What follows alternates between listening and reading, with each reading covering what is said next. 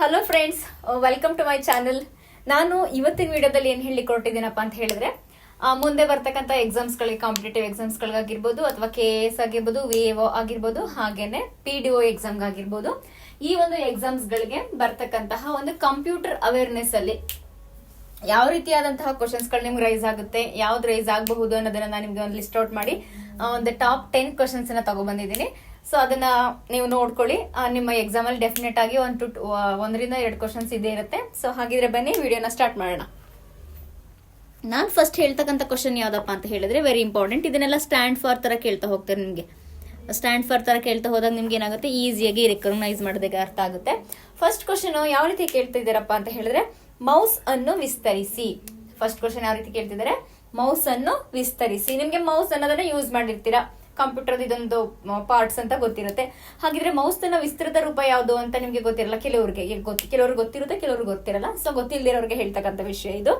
Mouse MOUSE, mouse stand for ಅಂತ ಏನಾದ್ರು ಕೇಳ್ಬೋದು, ಅಥವಾ ಮೌಸ್ ಅನ್ನು ವಿಸ್ತರಿಸಿ ಅಂತ ಏನಾದ್ರು ಕೇಳ್ಬೋದು.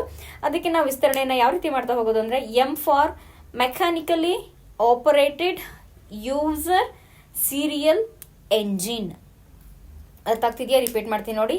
M for mechanically, O for operated, U for user, S for serial, E for engine. ಇದು ಮೌಸಿನ ಒಂದು ವಿಸ್ತೃತ ರೂಪ ಆಗುತ್ತೆ. ಏನು ಮತ್ತೆ ಇನ್ನೊಂದ್ಸಲ ರಿಪೀಟ್ ಮಾಡ್ತೀನಿ. Mouse stand for mechanically operated user serial engine. ಇದು ನಿಮ್ಗೆ ಮೌಸಿನ ವಿಸ್ತೃತ ರೂಪ ಆಗುತ್ತೆ. ಹಾಗೇನೆ ನೆಕ್ಸ್ಟ್ ಕ್ವಶನ್, 2ನೇ ಕ್ವಶನ್ ಅನ್ನು ನೋಡ್ತಾ ಹೋಗೋಣ. OMR ಅನ್ನು ವಿಸ್ತರಿಸಿ. OMR ಅನ್ನು ವಿಸ್ತರಿಸಿ ಅಂತ ಕೇಳಿದ್ರೆ, O for optical, M for mark, R for reader. Optical, mark, reader ಅನ್ನೋದೇನಾಗುತ್ತಪ್ಪ ಅಂದ್ರೆ OMR ನ ವಿಸ್ತೃತ ರೂಪ ಆಗುತ್ತೆ. ಹಾಗೇನೆ ನೆಕ್ಸ್ಟ್ ಕ್ವಶನ್ ಜಂಪ್ ಆದಾಗ, OCR ಅನ್ನು ವಿಸ್ತರಿಸಿ ಅಂತ ಕೇಳ್ತಾನೆ. OCR stand for optical character recognisation. OCR for optical character recognition ಅಂತ ಆಗುತ್ತೆ. ಇದನ್ನು ಕೂಡ ನೋಡ್ಕೊಳ್ಳಿ. ಹಾಗೇನೆ MICR ಅನ್ನು ವಿಸ್ತರಿಸಿ ಅಂತ ಕೇಳಿದಾಗ, M for magnetic, I for ink, C for characters, ಹಾಗೇನೆ R ಫಾರ್ ರಿಕಗ್ನಿಷನ್. ಅರ್ಥ ಆಗ್ತಿದ್ಯಾ? Magnetic, ink, character, recognition, MICR ನ ವಿಸ್ತೃತ ರೂಪ ಆಗಿದೆ. ಹಾಗೇನೆ PPM ಅನ್ನು ವಿಸ್ತರಿಸಿ. ಇದಂತೂ ನಿಮ್ಗೆ ವೆರಿ ಇಂಪಾರ್ಟೆಂಟ್, ಬಂದೇ ಬರುತ್ತೆ ಎಕ್ಸಾಮ್ ಅಲ್ಲಿ ನೋಡ್ಕೊಳ್ಳಿ. PPM ಅನ್ನ ವಿಸ್ತರಿಸಿದಾಗ ನಮ್ಗೆ ಏನ್ ಸ್ಟ್ಯಾಂಡ್ ಫಾರ್ ಬರುತ್ತಪ್ಪ ಅಂತ ಹೇಳಿದ್ರೆ, P for paper, P for per, M for minute. Paper, per, minutes. ಅರ್ಥ ಆಗ್ತಿದ್ಯಾ? PPM stand for paper per minutes ಅನ್ನೋದು ಆಗಿರುತ್ತೆ. ಇದು ವೆರಿ ಇಂಪಾರ್ಟೆಂಟ್, ಯಾಕಂದ್ರೆ ಇತ್ತೀಚೆಗೆ ಇದು ರೀಸೆಂಟ್ ನ್ಯೂಸ್ ಅಲ್ಲಿ ಇದೆ. ಹಾಗಾಗಿ ಇದನ್ನು ಸ್ವಲ್ಪ ನೋಡ್ಕೊಳ್ಳಿ. ಹಾಗೇನೆ DPI ವಿಸ್ತರಿಸಿ. ಇದು ಕೂಡ ಇಂಪಾರ್ಟೆಂಟು. DPI ಅಂದ್ರೆ ಸ್ಟ್ಯಾಂಡ್ ಫಾರ್ ಮಾಡಿದಾಗ ಏನಾಗುತ್ತಪ್ಪ ಅಂದ್ರೆ, dots per inch. D for dots, P for per, I for inch. Dot per inch ಅನ್ನೋದು DPI ನ ಒಂದು ವಿಸ್ತೃತ ರೂಪ ಆಗುತ್ತೆ. ಇದು ಕೂಡ ಇಂಪಾರ್ಟೆಂಟ್, ವೆರಿ ವೆರಿ ಇಂಪಾರ್ಟೆಂಟ್. ನಿಮ್ಗೆ ಎಕ್ಸಾಮ್ ಬರ್ತಕ್ಕಂಥ KAS ಅಲ್ಲಿ ಕೇಳ್ತಾನೆ. ಒಂದ್ಸಲ ಗಮನವಿಟ್ಟು ನೋಡ್ಕೊಳ್ಳಿ.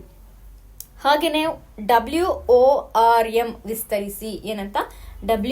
WORM ಅನ್ನ ವಿಸ್ತರಿಸಿ ಅಂತ ಕೇಳಿದಾಗ, W for right, O for ones, R for read, M for memory. ಅರ್ಥ ಆಗ್ತಿದ್ಯಾ? Right, once, read, memory.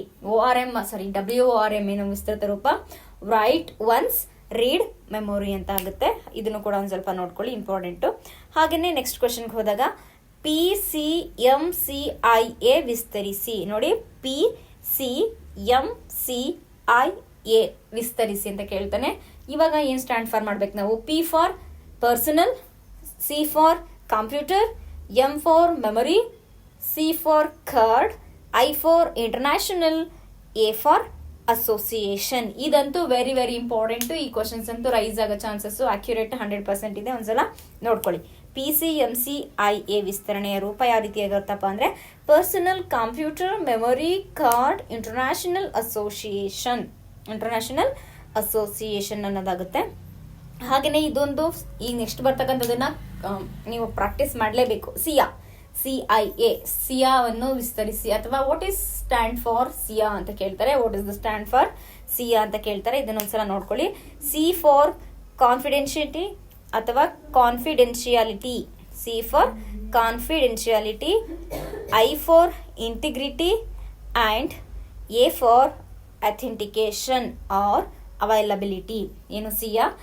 C for confidentiality, I for integrity and A for authentication or availability. ಇದೊಂದೇನಾಗ್ತಾ ಹೋಗುತ್ತೆ ನಿಮಗೆ CIA inform means full form. ಇದನ್ನು ಕೂಡ ನೀವು concentration ಮಾಡಿ, ಯಾಕಂದ್ರೆ ಇದೆಲ್ಲ ಏನಾಗುತ್ತೆ ಎಕ್ಸಾಮ್ಗೆ ಅಪೇರ್ ಆಗ್ತಕ್ಕಂಥ ಚಾನ್ಸಸ್ ತುಂಬಾ ಅಂದ್ರೆ ತುಂಬಾ ಜಾಸ್ತಿ ಇರುತ್ತೆ. ಹಾಗೇನೆ ಡಾಸ್, DOS ಆಬ್ವಿಯಸ್ಲಿ ಇದು ಗೊತ್ತಿರುತ್ತೆ ಅನ್ಕೊಂತೀನಿ. Disc operating system. ಡಾಸ್ ವಿಸ್ತೃತ ರೂಪ ಏನಾಗುತ್ತಪ್ಪ ಅಂದ್ರೆ ಡಿಸ್ಕ್ ಆಪರೇಟಿವ್ ಸಿಸ್ಟಮ್ ಆಗುತ್ತೆ. ಇದೇ ತರ ನಿಮ್ಗೆ ಸ್ಟ್ರಾಂಡ್ಫರ್ಸ್ಗಳನ್ನ ಇನ್ನೂ ಕೂಡ ಇದೆ. ಬಯಾಸ್ ಆಗಿರ್ಬೋದು, ಹಾಗೇನೆ ಈ ಪ್ರೋಮೋ, ಈ ರೋಮೋ, CD ರೋಮೋ ಅದೆಲ್ಲ ಆಗಿರುತ್ತೆ. ಅದನ್ನೆಲ್ಲ ನೆಕ್ಸ್ಟ್ ನಾನು ಆದಷ್ಟು ನಿಮ್ಗೆ ಎಕ್ಸಾಮ್ಗೆ ಹತ್ತಿರ ಸುಮ್ಮನೆ ಓದಿರೋದನ್ನ ರಿಪೀಟ್ ಮಾಡೋದಕ್ಕಿಂತ ಓದಿರೋದನ್ನ ಅಥವಾ ಕೇಳ್ದಿರೋದನ್ನ ರಿಪೀಟ್ ಮಾಡ್ತಕ್ಕಂಥದ್ರಿಂದ ತುಂಬಾ ನಿಮ್ಗೆ ಪ್ರಾಫಿಟ್ ಇರುತ್ತೆ. ಏನಕ್ಕಪ್ಪ ಅಂತ ಹೇಳಿದ್ರೆ ನಾವು ಎಕ್ಸಾಮ್ ಅಲ್ಲಿ ಎಷ್ಟು ಓದಿರ್ತೀವಿ ಅದು ಬಂದೇ ಇರಲ್ಲ. ಕೆಲವೊಂದು ಟೈಮಲ್ಲಿ ಇದು ಬೇಡ ಅಂತ ನೆಗ್ಲೆಕ್ಟ್ ಮಾಡಿ ಸ್ಕಿಪ್ ಮಾಡಿರ್ತೀವಿ. ಅದೇ ಕೂಡ ಕ್ವಶನ್ ಏನಾಗಿರುತ್ತೆ ಅದ್ರ ಮೇಲೆನೆ ಕ್ವಶನ್ ರೈಸ್ ಆಗಿರೋ ಚಾನ್ಸಸ್ ಇರುತ್ತೆ. ಹಾಗಾಗಿ ನಾನು ಇದಿಷ್ಟನ್ನು ಕೂಡ ನಿಮ್ಗೆ ತಗೊಂಡ್ ಬಂದಿದ್ದೀನಿ, ಸ್ಟ್ಯಾಂಡ್ಫರ್ ಅನ್ನ ತಗೊಂಡ್ ಬಂದಿದ್ದೀನಿ. ಇದಿಷ್ಟನ್ನು ಕಾನ್ಸಂಟ್ರೇಟ್ ಮಾಡಿ ಅಟ್ಲೀಸ್ಟ್ ಒಂದು ಕ್ವಶನ್ ಅಂತೂ ಇದ್ದೇ ಇರುತ್ತೆ. ಸೊ ಆದಷ್ಟು ನನ್ನ ಚಾನಲ್ನ ಲೈಕ್ ಮಾಡಿ, ಶೇರ್ ಮಾಡಿ, ಹಾಗೇನೆ ಸಬ್ಸ್ಕ್ರೈಬ್ ಮಾಡ್ಕೊಳ್ಳಿ ಅಂತ ಹೇಳ್ತಿದ್ದೀನಿ. Thank you for watching.